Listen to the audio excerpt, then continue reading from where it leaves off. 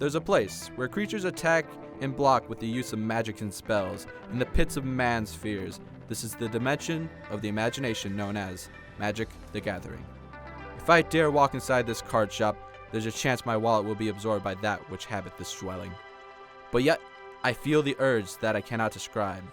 I must walk through these mystic doors if I'm ever able to. Think about it. I just said Magic the Gathering. Picture a card. Now picture who's playing the game. What do they look like? Boy or girl? Are they big or skinny? Probably stocky build, unkempt beards, wrapped up in a fictional world while ignoring the social world around them. This is Funny Page's Hobby Shop. Every Friday, gamers alike gather to play the card game Magic the Gathering. The shop is run by Christian. He's a judge where he watches over the matches. He's also a player, but he can't play while he's judging because that would be considered cheating. What are you guys doing?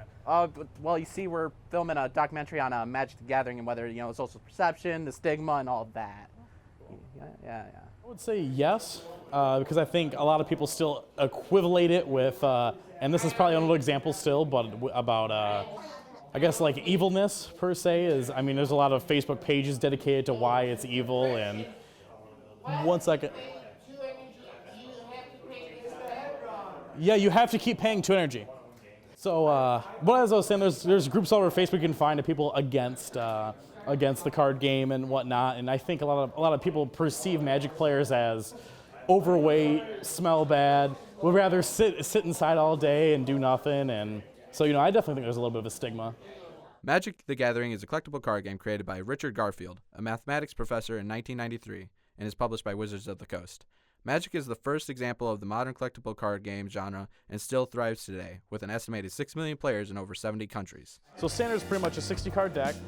You want about 24 lands. The rest, I think 36 is the math. I'm terrible at math, but 36 other things, non-lands. And you start with 20 life, and you sit down, you draw 7 cards, and from there, lay a land each turn.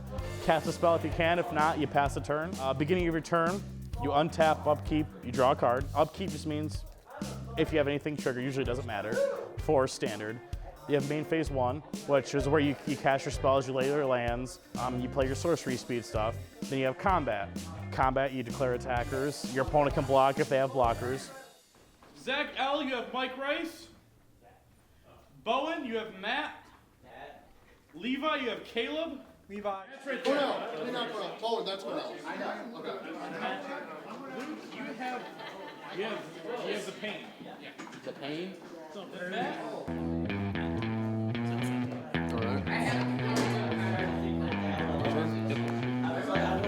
Turn through.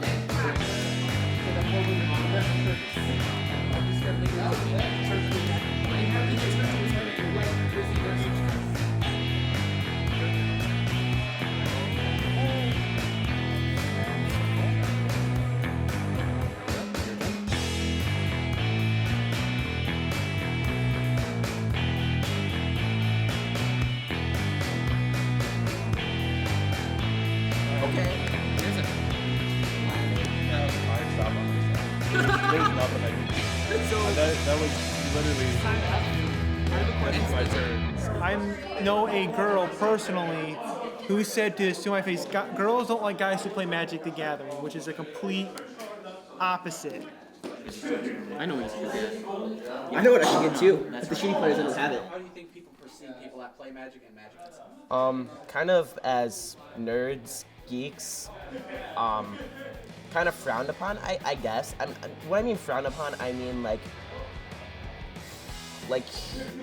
you're not normal, you're kind of weird, you're kind of quirky, you're kind of nerdy, the average nerd that we think about in the hallway with the pocket protector and the braces and the glasses with the break in the middle. That's what happens. Do you even have a bomb? I don't have bombs. Well, we've had some funny scenarios with churchgoers thinking Satanists because of the demon cards and everything, but a lot of people just think they have a lot of free time on their hands, really. If you got first, I would hand you your phone so you could call your mom.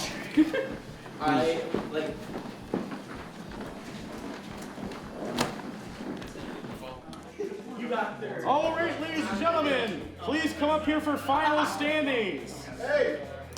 In third place, we have Mr. Bowen Hathaway. And at about a 2% difference at opponent's win percentage. Tonight's first runner-up is Mr. Brandon Moppet. Tonight's champ is Mr. Zachary Payne. No!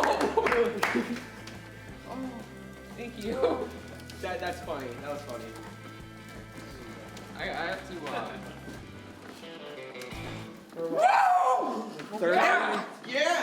Every F&M, we have what we call our F&M title, and the player at the end of the night gets to get their picture with it. It's become a lot more mainstream over the years, where And the content isn't as, nerdy. well, not only that, but controversial. Yeah, Like, you don't have, cards blood or where guts on the cards anymore. yeah, they kind of made it like PG-13 now, where there were cards back in the day where churches were getting very mad because of satanic images on them. So yeah, there was that stigmata. There was the whole fact that it's pretty much just a bunch of nerds that played card games. That was the way it's changed over the years, though. I think a lot of that stigmata has just kind of gone away. I guess the general populace would see us as nerds. Not anymore. It used to be, not anymore though. I mean, It's starting to opening up. It's starting to open up a little bit more. So. It depends on who you ask. Yeah. Too. I mean, I'm from a small town, and until 5 years ago, no one played because it was like it's the bad game that only bad kids play. Not anymore. Yeah. No, I wouldn't say there's a huge stigma. Not at all. I think it's a misaligned stigma. People come in with perceived notions because it's a game. No, it attracts people from all walks of life. I've seen 9-year-olds up to 90-year-olds. You see all, I mean, there's a good crowd here of all sorts of people. So no, I wouldn't say the stigma's too bad. Not at all. I would say so. I think it's more accepted because I remember me being in high school, even though it wasn't too long ago. When I started my freshman year, it was everyone hated that and the nerd culture wasn't a thing. And then it came to my senior year where it's like it was cool to be a nerd, if you get what I'm saying. I think maybe in the past there was more kind of a negative connotation of being in like to nerdy things and things along those lines. But I think as society kind of advanced to where we are today, it's not something that's as big of an issue as it used to be. I mean, there's people from all walks of life that I've seen play. We have older people, we have younger people, high school, even I think the oldest guy here is in his 50s. So it's kind of something that brings everybody together in a way, and they have a common interest.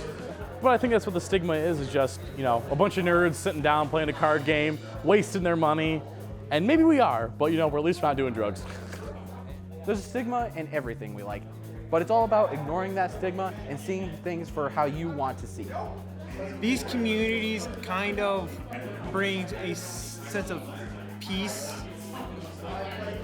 that some people need to enjoy, because this is what I look forward to for every Friday night, is finding people from all different backgrounds of how to play, talking, enjoying, and just having a good time, because you don't have to worry about it, because there are people out there who think we're nuts. It keeps me out of trouble.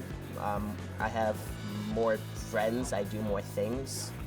Parents hate it because I'm never home, but Especially at our shop, we have so many good guys that are willing to just give cards or help you build a deck. So I think the biggest thing is just don't be afraid to go down, because there's a lot of good guys at the local game stores for Magic. A lot of people kind of see the game and they see all the rules, they see how many cards there are, and they get kind of overwhelmed with it.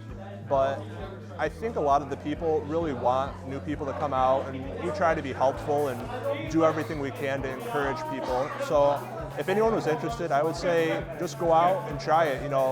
You can find people who are willing to help you and want you to succeed with it. Perhaps perception is reality. If we view ourselves a certain way for liking what others perceive as different, do either opinion matters? Because the creatures aren't real, but if we think they are they not? It's only how we perceive them. That's the real answer. Are you guys still doing the Twilight Zone bit? Yeah, you think it'll look good? I like it, but I don't think they'll get it. We'll see. I think they'll get it.